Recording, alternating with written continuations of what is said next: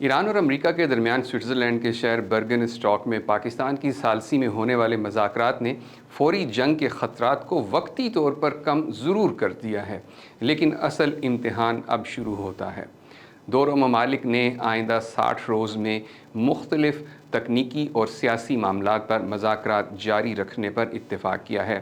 ان مذاکرات میں ایران کے جوہری پروگرام، یورینیم افزودگی کی حد، ایران کے پاس موجود افزودہ یورینیم کے ذخائر، اقتصادی پابندیوں میں نرمی، ابنائے ہرمز کی صورتحال اور لبنان سمیت خطے میں جنگ بندی جیسے اہم موضوعات زیر بحث آئیں گے۔ پاکستان کے سابق سفارتکار ایمبیسڈر ضمیر اکرم کے مطابق سب سے بڑا چیلنج مذاکراتی عمل کو جاری رکھنا ہے۔ ان کے بقول ایران اپنے پرامن جوہری پروگرام کے لیے محدود افزودگی کا حق برقرار رکھنا چاہتا ہے، جبکہ امریکہ جوہری سرگرمیوں پر سخت نگرانی کا خواہاں ہے۔ 2015 کے جوہری معاہدے میں شریک امریکی مذاکرات ایلن آئر کا کہنا ہے کہ اصل سوال یہ نہیں کہ ایران کیا کرے گا، بلکہ یہ کہ وہ بین الاقوامی نگرانی کی کس حد تک اجازت دے گا۔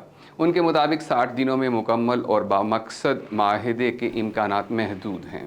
دوسری جانب ماہرین کا خیال ہے کہ مذاکرات کی کامیابی کا انحصار صرف جوہری پروگرام پر نہیں بلکہ خطے کی مجموعی صورتحال پر بھی ہوگا، خاص طور پر غزہ اور لبنان میں جاری کشیدگی اور اسرائیل کے کردار کو نظر انداز نہیں کیا جا سکتا۔ سوال یہ ہے کہ کیا آئندہ 60 روز میں ایران اور امریکہ اپنے اختلافات کم کر پائیں گے یا مشرق وسطیٰ ایک بار پھر کشیدگی کی طرف لوٹ جائے گا؟ آنے والے ہفتے اس سوال کا جواب طے کریں گے۔ مزید خبروں اور اپڈیٹس کے لیے دیکھتے رہیے vnews.pk۔